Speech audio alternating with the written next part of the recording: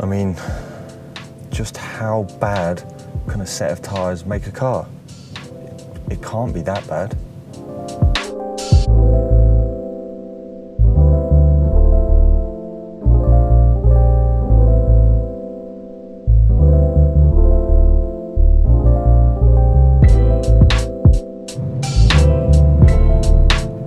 I'm gonna have to let this Q7 pass. It's a diesel. It's not even a quick one. Okay, so to sum up the experience of budget tyres versus premium on a C63 AMG, I've been driving my ass off, and I know this circuit, I know this car, and I've not been going slowly, and I've just been breezed past by a Q7, which weighs as much as a house. So while budget tyres certainly save you a lot of money, and while the balance in the wet isn't as dangerous as I was worried about, I thought it would be all oversteer and snap. You actually have to push quite hard to get oversteer. What you will do is you'll understeer into something, because the front end turning and the front end braking on these things and then understeering out of corners, you can't even provoke it on throttle. So you're saving a chunk of money, but you're like in the wet, at least for this test, for the wet handling, you're losing security, you're losing feedback, and you're losing enjoyment, man. Because I thought even with the lower grip, I thought it would at least be fun. You'd be able to get it sideways and be a hero, but you get so little from the front, you just don't know what's going on. And you can't really, there we are, ABS again, where there's never been on the Contis. And also, like, consistency.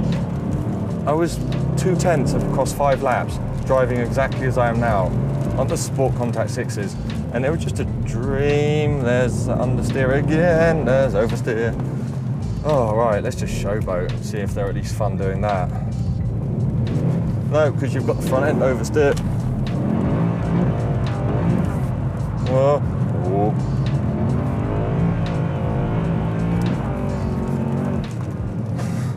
It was a lot easier to drift on the Conti. You're stabbing the throttle, and the first thing you get, instead of the rear coming around, because the front's got no grip, you just get understeer. So then you have to stab on the throttle more, and then it goes really sideways really quickly, which is, like, it's just not the most efficient way to drift.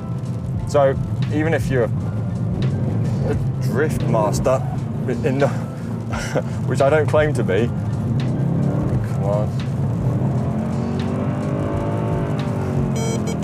These are still harder than the premium tyres. They're still harder to drift, they're harder to drive neatly, they're harder to drive slowly, because you've got more steering lock and less steering feel. There's just no, there's no goodness. There's no way this tyre's better apart from price. And I would rather not crash my fancy C63 AMG. Although it's not my car, I still don't want to crash it. So, to summarise, if you are looking at enjoying your sports car in the wet, don't buy budgets, because they're not as fun. They're not as fast, they're not as consistent, you've got no idea what's going on, you don't get as much information from them, and unless you really, really like to be on the edge of questionable death the whole time, you, yeah, point proof. I can't get the back end out because I've got no front end grip. Yeah, unless you want to be wondering whether you'll make it home from the shops when it rains, these are probably not the best tyres.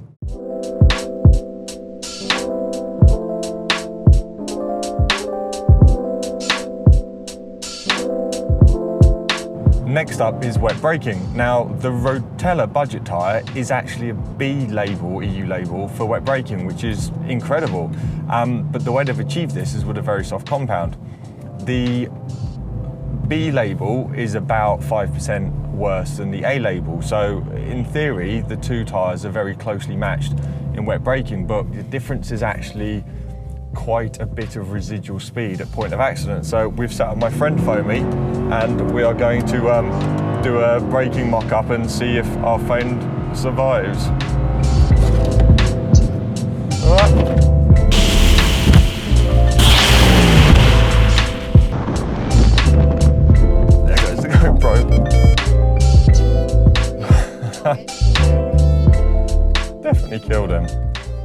dry.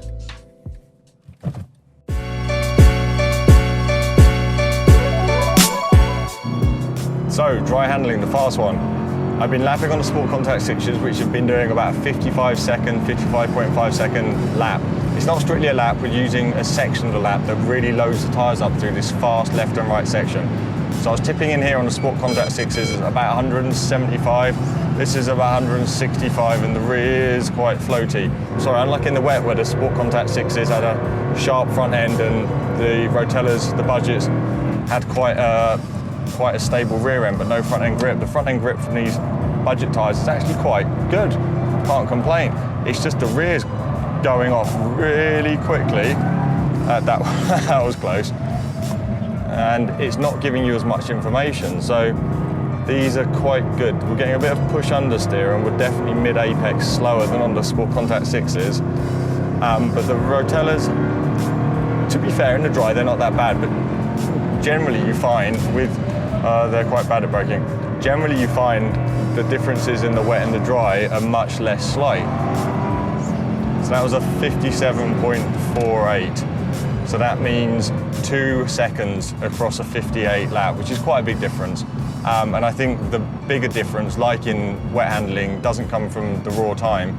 It comes from the controllability of the tyres, because you're losing a balance of a car that it needs to be balanced to drive safely on the road. And I'll be perfectly honest, these budget tyres are potentially a little bit more fun in dry handling, just because the rear comes around a little bit more, but it's not as quick and it's not as safe for the road.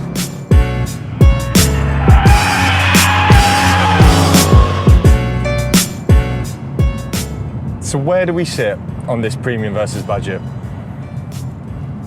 The budgets have been a lot closer to the premium tyres than anyone expected, myself including, in objective data.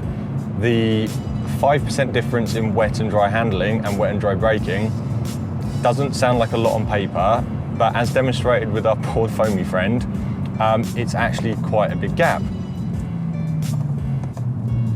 The bigger gap comes in the subjective differences of the tyres in the handling, where the budget tyre in the wet had a really, really awful front end. You just couldn't get it to brake, you couldn't get it to turn. It was just scrambling for grip everywhere. But with quite a strong rear end, the balance changed in the dry to a much stronger front end and a really loose rear end, which meant for some lovely drifty fun shots on track, but not so good on the road. The price difference is quite a lot. There's a £250 price difference between the Continental Sport Contact 6s and the budgets we've used for this Mercedes C63 AMG.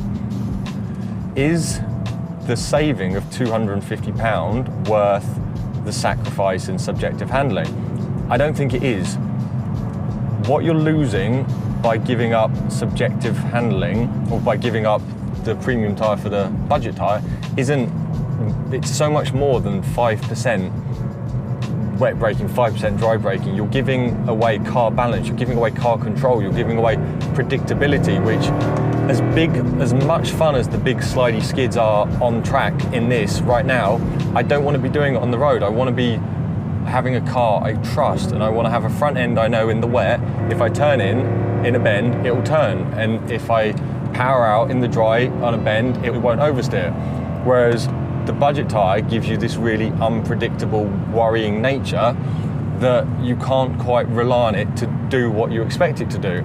So again, the subjective gap is probably like 50%, and I know the objective gap is only 5%, and the price difference is probably 40%, and these are a lot of percentages, but you have to appreciate, driving them back to back, there is a difference, and you can feel the quality of the Continentals through the steering, through the car control, through the car balance, how the tyre reacts, how the tyre loads up, how the tyre feels at the limit, how the tyre feels past the limit, how the tyre behaves when it's really hot, it just doesn't overheat, and it's a much better package overall. So for all the cost savings with the budget, and for as close as the budget is to the Continental's ultimate lap time and ultimate braking distances, that 5% translates into a much worse package overall to live with, because the balance just goes everywhere.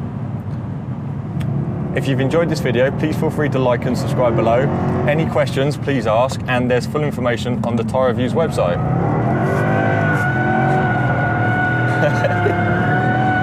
These Continentals are fantastic, yes! Oh dear, that's how a tyre should behave.